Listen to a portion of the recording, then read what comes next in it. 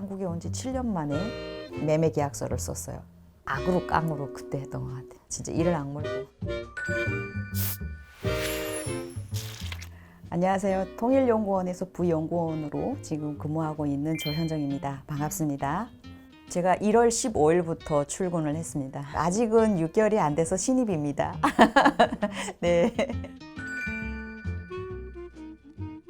국무총리 산하 국책연구기관으로서 북한 통일 정책에 기여하는 연구를 수행하고 있는 기관입니다. 남북교류든 남북대화든 뭔가를 하려면 정책들이 있어야 되고 그 정책들을 만들려면은 연구가 일단은 먼저 되어야 되거든요. 통일연구원이 그런 이제 북한과 관련된 정책들을 만드는데 기반이 되는 모든 연구들을 한다고 보시면 됩니다. 저는 인권연구실에 소속이 되어서 지금 북한 인권 연구를 하고 있습니다. 크게는 북한 주민의 인권 증진을 위해서 필요한 연구를 하는데요. 한국뿐만 아니라 국제사회의 도움을 저희가 받아야 되잖아요. 그래서 북한 인권 개선을 위해서 국제사회가 무엇을 할 것인가를 통일연구원에서 발간하고 있는 북한 인권 백서를 통해서 많이 이제 인용을 하는 거죠. 참고를 하고.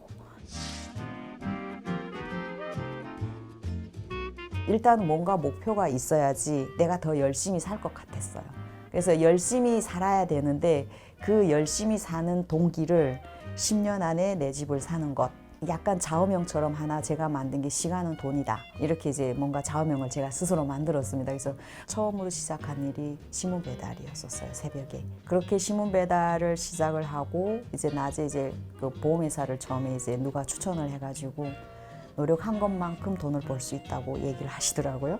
그래서 이제 보험회사에 입사를 했어요. 보험 영업을 해야 되는데 이제 이게 선배들이 하는 방식으로 다 해보니까 저는 안 되는 거예요. 그래서 저만이 개척한 방법이 있었어요. 저희가 아침에 출근하고 조회 끝나고 낮 시간은 제가 영업을 하는 시간이잖아요.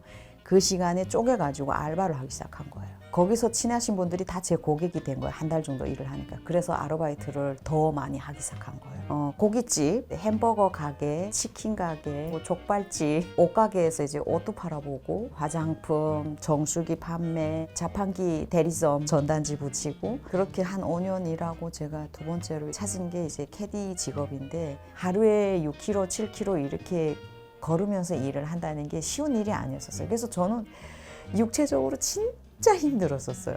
죽을 마신 거예요, 진짜. 아침에 눈을 안 뜨고 싶은 거예요. 근데 목표를 세웠으니 가야지. 악으로 깡으로 그때 했던 것 같아요. 진짜 이를 악물고. 한국에 온 지 7년 만에 매매 계약서를 썼어요. 근데 지방이어서 가능했어요. 서울이면 불가능했는데 근데 중요한 거는 지방이든 서울이든 간에 제 명의로 된 아파트 계약서가 있다라는 게 일단은 이제 중요한 거고 재산이나 돈이나 이런 거에 대한 성취감은 오래 가지 않는데 그 집은 저에게는 특별한 의미였었어요. 일단은 제가 10년 안에 집을 사겠다라고 목표 세운 거를 달성했던 첫 번째 저의 성취였고 그 의미 부여를 그렇게 제 스스로가 하는 거죠.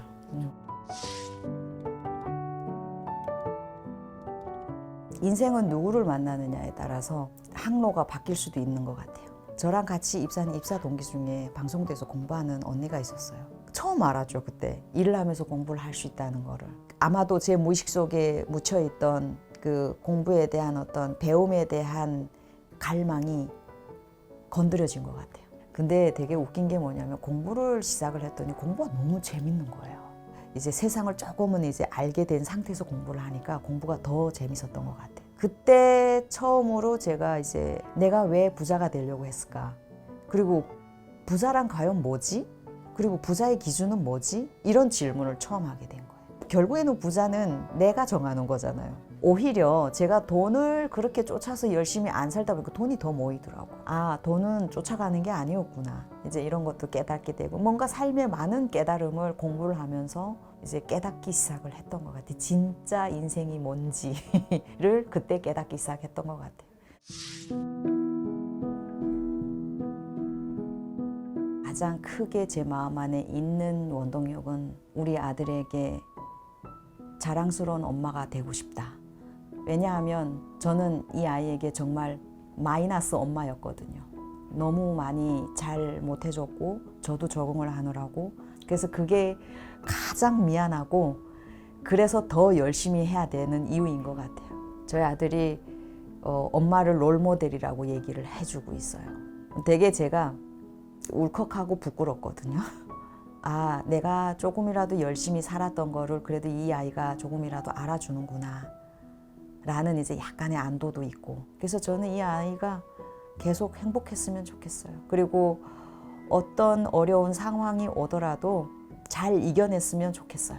그게 제가 우리 아들에게 바라는 마음인 것 같아요.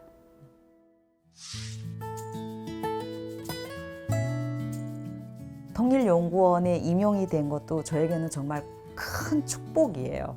수혜자에서 어쩌면 이걸 만드는 데 기여하는 사람으로 이제 역할이 바뀌었잖아요. 그러다 보니까 어쩌면은 좀 더 책임감이 생긴 것 같고 어깨가 더 무거워지는 것 같아요. 앞으로 내가 연구원에 있는 동안 더 많은 좋은 일들, 좋은 연구물들을 내야 되겠다라는 생각을 하고 있고, 또 그런 다짐을 하고 있기도 하고, 제가 꿈꾸는 어떤 미래는 당연히 한반도가 하나가 되는 거죠. 만약에 이제 제가 통일연구원에서 정년이 되어서 여기서 이제 일을 마치게 된다면, 그 다음에는 저는 이제 좀 사람들을 돕는 일을 하고 싶다. 사람들의 변화와 성장을 돕는 일을 하고 싶다. 제가 살아온 경험들을 바탕으로 해서 AI가 인간을 대신하고 있지만 그럼에도 불구하고 사람이 할 일은 분명히 있다. AI를 이길 수는 없겠지만 AI가 못하는 일을 내가 하겠다. 약간 이런 생각을 하고 있는 거죠. 네.